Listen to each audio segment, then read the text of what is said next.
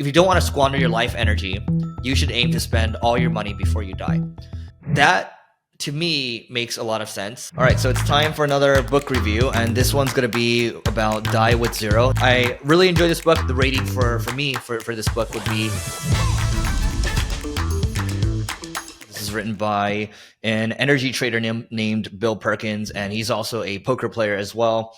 Have followed his stuff, and I've had a couple of my friends tell me about this book. I've read it before, and then I reread it, and you can see it's basically falling apart now because it's pretty good. It's so good that I actually read it in the sauna. In this episode, I'm going to talk about what I learned from Die with Zero. This is a book review, and what you can learn as well. And I'm going to talk about this from a entrepreneur's perspective, so you can talk about how you can maximize this for, well, really your own benefit at the end of the day, right? Because I believe that looking at things from an entrepreneurial perspective is going to help you get the most out of life, because ultimately it forces responsibility upon yourself. So I think that's the most helpful lens. And hopefully you get at least one or two takeaways, and we go from there. What I'll say first is, when I think about this book, the whole concept of dying with zero, it's never really made sense to me in the beginning, at least, because I was like, okay, well, if I'm going to make all this money, if I'm going to do well in life and business, then wouldn't it make sense for me to give that to my family and have them give it to their families and just continue on the legacy? But the reality is, when it comes to wealth, and there's a Chinese saying for this, and I believe there's a saying for every country, that the wealth is basically completely lost by the third generation, and sometimes even by the second generation. When you think about the Vanderbilts, I believe the Vanderbilts were involved with railroads. And so the Vanderbilts were very successful, and that fortune was basically completely gone in about 3 generations or so. And so in Chinese sayings, they like to say that by the second generation, you're basically going to lose, let's say, 70% of it. And then, by the third generation, it's basically completely gone, 90% plus gone, right? It's because that future generations haven't really gone through the experiences necessary to understand how they can wield the power of wealth, right? When you come from nothing and you understand how to pull yourself up from your own bootstraps, and you understand how to make things happen, you understand the power of relationships, you understand the power of spending less than you make, you understand the power of compounding over time, you understand the power of hiring amazing people, you understand the power of being involved in your business. All these things you learn, these superpowers you collect as you continue to play the game of business. The future generations just haven't learned that stuff. And the other thing too is, if you're the entrepreneur, if you've gone through all that pain and you've achieved that wealth, you don't wish that suffering upon your future generations. You want them to live comfortably. But actually doing that takes away from their ability to spread their own wings and live their own life, because you've given them this sense of comfort. But that actually doesn't help, because at the end of the day, who we are is forged by all the experiences that we've been through. We're forged through the rough times, and it's the rough times that make us. It's the adversity that makes us at the end of the day. And most people aren't willing to go through that adversity, which is why you see a lot of people that have a silver spoon, or even a golden spoon, we can call it that. They don't want to go through the pain of knowing what it feels like to work. They don't want the pain of responsibility, and thus they become useless people. And so it's always made a lot of sense to me. You hear about a lot of these wealthy people. They're like, I'm not going to give much to my kids, and they just want to donate that money away. And Chuck Feeney is actually a good example. So he's the guy that founded the duty-free stores. He became super successful. He became a billionaire. He ended up giving away, I think, $8.9 billion or something like that. And he was maybe left with $1 or $2 million at the end of his life. He lived in a small San Francisco apartment, and he ended up dying, I believe, in his 90s or so. And he gave away a lot of his money anonymously, and he did it over time. And so there's a lot of lessons. We're going to talk about charity from this book as well.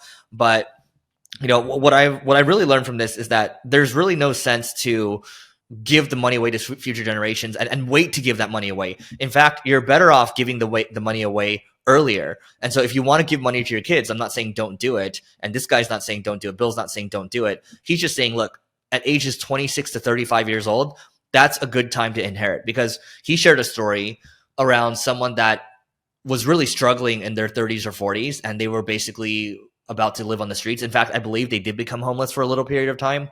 And by the time they were 60 or 70, everything was set and their life was good, and they received this small windfall. And by that point, they're just like, okay, that money's not that useful. What am I going to do with this? So really, when you're 26 to 35 or so, those are years where you're really maturing. You've come to understand yourself, and maybe you're having a family, maybe you've just gotten married. That's where the money really goes a long way. And so I think that makes a lot of sense to give that money away at 26 to 35. And maybe it's not something to spoil them, but it's to get them going, to get them started, right? I believe that the school of adversity is where you're going to learn the most and where you're going to become battle hardened. And by the way, not everyone does well with adversity. I know some people in my life that are, close to me, that let adversity beat them, and they became a shell of a person at the end of the life, right? At the end of their life, I should say.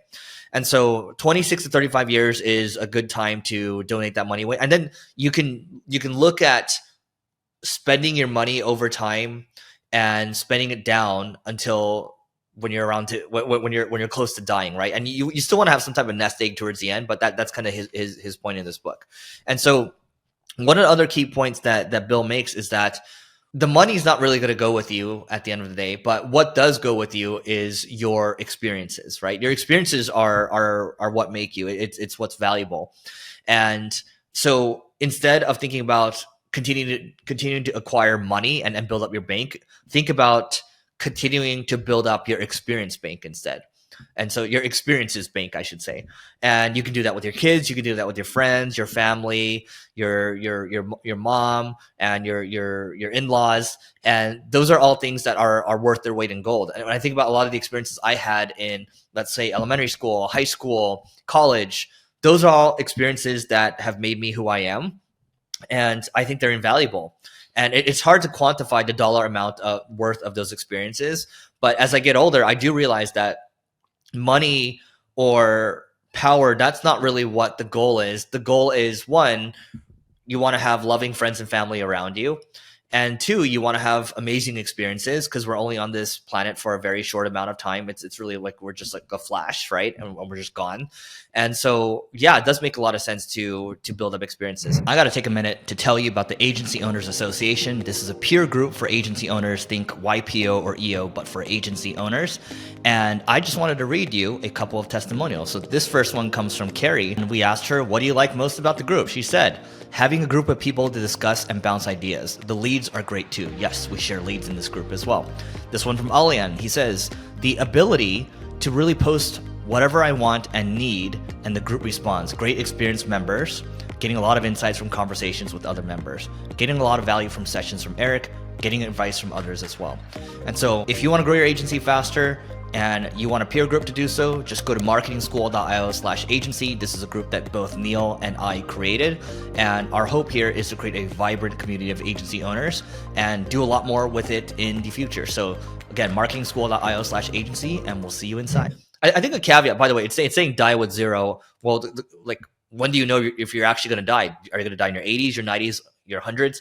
There's actually, he does in a chapter in his book talk about projected end of life calculators, right? And I ran myself through one, and it said I'd probably die around 90 or 95 years old or so. And there's one that was more specific, and it asked you about your health. It asked you about if you know your biomarkers and all that. So that's stuff that I recommend looking into. Studying longevity, understanding, getting your blood drawn every quarter or so, and understanding what your biomarkers are, sleeping well, taking care of your body, taking care of your health. All those things, a lot of people don't do it, and it seems like it's table stakes. But again, that comes down to adversity again. Most people just aren't willing to put in the work, and thus that's why they become overweight. Thus that's why they become depressed, and thus they don't get this is why they don't get the life that they think they deserve. And complaining about it's not going to get you anywhere. It's you taking responsibility at the end of the day. And this is constantly reinforced throughout this book. I mean, Bill didn't become a successful energy trader by just letting life happen to him. He took advantage of whatever opportunities he got. He took advantage of the adversity. So that's what I would say. And, Bill also did something, I believe his 45th birthday or so. This was great. He paid for all his friends and family to show up. Seems like they went to some type of tropical destination. It seemed like the hotel was really expensive, and some people he knew couldn't afford it. So he paid for some of those people, and he just made it a really good time for everyone. And I think he hired a singer to come as well, a famous singer. I just forgot who it is. And that's an experience that everyone's going to remember. In your 40s or so, you can still do a lot of things, but you start to get to 50s, 60s, 70s, 80s. You really can't do a lot more. It's in your 70s, 80s, it's hard to even walk up a flight of stairs, right? And then if you fall, you can break your hip bones really quickly, and then you get in a lot of trouble, and you might even die from that, right? So his whole thing is, you want to do things now. You want to take advantage when you're still younger. So in your 20s, okay, yeah, you might be broke, okay, but still, he shared an example about someone. I believe this was in the early days of him becoming a trader. I think they're working for some Wall Street firm, and one of his coworkers went $10,000 or $20,000 in debt and ended up going to Europe and stayed in hostels for maybe 2 months or so, and came back and said that experience was worth it, and he would go in debt all over just to do that again. And so that's an extreme example, but that's an example of doing it now, because in your 30s, 40s, you're probably not willing to stay in a hostel, but in your 20s, when you're broke, you want to take advantage of what you can. In your youth, you can do anything you want, and you can recover pretty quickly. Let's say you go drink or something, your hangover time is a lot shorter than when your recovery time, I should say, is a lot shorter versus someone in their 30s or 40s, right? So the whole premise of do it now makes a lot of sense if you're trying to accumulate experiences. And so one really interesting concept that he has that I hadn't really thought of, and I actually ended up using ChatGPT for this. So here's what you can do. You can time bucket your experiences. And what that means is from ages 20 to 30, okay, what are all the things that you want to do? From 30 to 40, what are all the things that you want to do? 40 to 50, what are all the things that you want to do? Let's say, okay, for example, I want to get a Brazilian Jiu-Jitsu purple belt. I want to become rated above a 4 in tennis. I want to do quarterly vacations. I want to go to India. I want to go to China. I want to go to Portugal. I want to build a school. I want to go to Machu Picchu. I want to go to Great Wall of China, right? And then maybe I want to donate to causes that I believe in. I want to do dog sledding in the Arctic, right? And so I listed all these things, and I basically said, hey, I went to ChatGPT. I said, hey, based on all these things and based on what's realistic from a health standpoint, can you bucket these in 5-year buckets, starting from ages 35 to 40, 40 to 45, and so on till age 95 or so, right? Or age 90. And it bucketed everything. And 85 to 90, it shows it over here. It says, give away all my money before I die, right? And then, but that starts happening. The giving away, I mean, it happens basically immediately, right? But I just want to make sure I give away all that money, and make sure that I've given enough to my family, but not so much where they lose all sense of what the world actually is like. And I don't want to give them money where they feel like they are entitled. And by the way, the money makes them comfortable and makes them useless at the end of the day, right? So I believe if someone is really resourceful, they're going to figure it out no matter what. And sure, you can give them a little money for a head start. Like that certainly helps a long way. But one thing I remember, I'm reading this book with J. Paul Getty. He was the richest man in the world for a period of time. And he was also an oil tycoon. And his father came up from nothing, built himself up to become an oil guy as well. And, they were wealthy growing up. When J. Paul Getty wanted to start his business, his father's like, okay, I'm going to give you a loan, but I'm going to take 70% of the profit. You're going to take 30%. He would never really just give him everything. And he wanted his son to learn the value of hard work, right? So that's where this stuff comes in. Again, you want people to understand the value of hard work, because, again, adversity sharpens while comfort dulls.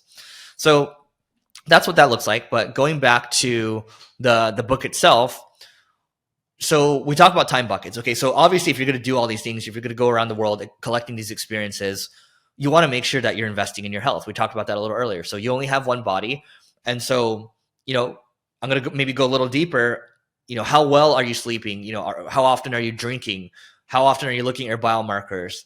And what core supplements are you taking? I'm not saying you need to take 40 pills a day like a Brian Johnson, for example, or 100 pills. Sorry, he takes 100 pills or so, right? I've actually gone up to 40 pills a day. I'm not saying you need to do that stuff. And you don't need to get too hardcore about this. I mean, just enough. Like, are you making sure that you're consuming less calories than you're taking in, right? That's a very simple way to look at things. And if you're sensitive to certain foods, are you avoiding those foods? Right? Are you trying to eat clean foods? And the diet goes a long way. Are you lifting weights? Because that helps with longevity too. You want to make sure that you have, and I'm not a doctor by any means, but strong strength and good VO2 max contributes to a longer life cycle, and that's what you should be thinking about, because you want to not only be taking care of yourself, but you want to be taking care of your family, right? But in order to take care of your family, you have to take care of yourself first. It's the whole analogy behind putting your oxygen mask first before you're helping other people. And so I don't think enough people do that today, and it's much easier said than done. But investing in your health, this is why America, at least what I think 60-70% of people are considered overweight, and that number is continuing to grow. And that to me is crazy. When you look at people in Europe, when you look at people in other countries, it's not quite the case. And so, we just eat a lot of processed foods. We're not paying attention to what we're eating, and we have nasty environments. We have all these microplastics, things like that. Things are getting, you have people getting cancer earlier and earlier now, right? And so that's something to pay attention to. And other preventative things that you can take in would be getting your calcium CT scans to see if you have any plaque, right? Colonoscopies and the MRI scans to make sure that you don't have any potential issues with cancer. So there's a lot of preventative things that you can do, because ultimately you want to live a long life to enjoy more experiences. And so, all these things go hand in hand. And I think it's helpful. It was through a friend that I was talking about this, where it's like, he makes a certain amount of money, but he just wants to enjoy life. And sure, he spends a lot of time running his company, and it's very stressful. But, that stress, the reason you go through that stress is to earn what you need to do the things that you want to do. All right, quick note. This is about my company. It's called Single Grain, and Single Grain is an ad agency where we're focused on driving innovation. And so I want to talk about a couple of new strategies, and if you need help with marketing, great. If not, here are a couple of new strategies that you should try out. One is programmatic CRO. So we are doing programmatic conversion rate optimization on our site. We're building products that will automatically optimize your site to increase conversion rates. We're also auto-optimizing, auto-updating from an SEO standpoint. And we're constantly thinking about what else we can do in terms of enriching the visitors that are hitting your website, and also tailoring custom messages for them using AI. And so there's a handful of things that we're doing from a marketing standpoint, and our mission is just to drive more innovation. So if you want to learn more, just go to singlegrain.com, grain like rice. So singlegrain.com to learn more, and we'll see you inside. A couple other things here. There's a quote that sticks out to me from the book. So he says, if you don't want to squander your life energy, you should aim to spend all your money before you die. That to me makes a lot of sense. Let's look at Warren Buffett, for example. He's continuing to donate. He's in his mid-90s right now. He's enjoying the game that he's playing. The value of money to him is very little, right? He just likes playing the game right now, because he's at the end of his life. So he signed the Giving Pledge, which is basically to give away most, if not all, of his money by the end of his life. Now, do I think he has enjoyed his life experiences? I don't know enough about that. I've studied a lot of his work, but I don't know if he's enjoyed a lot of, I've heard he's had issues with family, for example, and he's just worked a lot at the end of the day, right? And so if that is the case, as much as I admire Warren Buffett, my whole thing is I want to make sure that every quarter, at least, I'm going on some type of trip to collect experiences, right? And I know one friend that does that. He does every quarter, he goes on a trip for 7 days or so at the very least. And when you come back from these trips, by the way, you're so energized. There's the ideas that you come up with, and it gives you the space that you didn't have when you're so kind of in the trenches with whatever it is that you usually do. And to have that space, that gives you room to be creative. And oftentimes those ideas are the ideas that really propel you forward in whatever industry that you're in. And so I do believe, you should be out there trying to collect experiences. You're donating to causes you believe in. You're spending on yourself. You're spending on family and friends. And let's use Charlie Munger, Warren Buffett's partner, as an example. I believe Charlie Munger said that he just didn't have it in him to give the money away. He gave his money all away to his kids, and then his grandkids and his great grandkids. And so when you make billions, when you're worth billions and billions, that is a lot of money. And at least for right now, the way I think about this is that the billions and billions is probably better spent giving it to the world for a lot of causes. There's a lot of issues that we have in the world, versus giving it to your family, because that's already so much, and that's more than they know what to do with. I remember when Yahoo approached Facebook and offered them $1 billion, and Mark Zuckerberg was was in the room with Peter Thiel, one of the investors, and Peter Thiel of PayPal, Palantir, all these companies. And so Mark Zuckerberg walks in the room and he's like, hey guys, I think this is only going to take 10 minutes. We're going to tell Yahoo that we're not going to sell. And Peter Thiel said, well, Mark, I think we should think about this because, you know, you're in your mid 20s right now and $250 million is a lot of money. That's what Mark would have gotten. And Mark said, well, if I had $250 million right now, I really wouldn't know what to do with it. And secondly, I wouldn't know what to do with my time either. I'd probably want to go build another social media platform. And to be quite honest, I like what we have right now. And so we're going to decline the offer. And that took a lot of guts to do that at the time. But that just goes to show you that at a certain point, you don't really need that much more money, right? So some people might say, okay, I need 10 million. Some people might say $25 million, the FU number. And by the way, with $10 million, okay, each year, if you're earning 5% on it, that's 500 grand, okay? $20 million, okay, great. Well, you're at $1 million now, right? And so that's a lot of money. And, you know, you could, I mean, I think, look, if you want to be like done with life, I think, look, 10, 20 is very good already. I think if you're in like a high priced country, like the United States, for example, to be done, maybe it's 100 million or something like that, right? And then you really don't need to worry about anything else. And then I think anything above that is icing on the cake, and that's what it is. And so that's why I think this book makes a lot of sense. I think that the whole concept of dying with zero makes a lot of sense. And maybe, by the way, maybe you don't have to die with zero. Maybe you die with like a little bit, right? And you give away a little bit at the end because you just don't know when you're going to die. So look, it says die with zero, getting all you can from your money and your life. That last part is very important. I think we're all trained growing up to think about, oh, it's important. Yes, your career is important. The ability to make money is important because that shows that you're valuable to somebody, that you have some type of skill to offer. That is all important. But I think what we haven't been taught is what is actually more important at the end of the day. Because growing up, education, all the things that we've been doing, the pressure that you get from your parents, because your parents want to see you do well. They want you to be safe at the end of the day. They care about your safety, right? And arguably that's more important than the happiness. And I've talked to a lot of parents about that. So I was like, do you think you're responsible for your kids' happiness? 100% of the parents said, I initially thought I was responsible for their happiness. And then I realized the only thing I'm responsible for is keeping them safe as they grow up and then teaching them how to be safe. And then other than that, I have no more responsibility. And that's what it is. And I think part of being safe is keeping yourself there mentally. Do you have those friends and family around you? Because I know a lot of wealthy people that, sure, they have all the money in the world, and they're alone. I mean, they're lonely, and they're in their, could be in their 70s, 80s or so.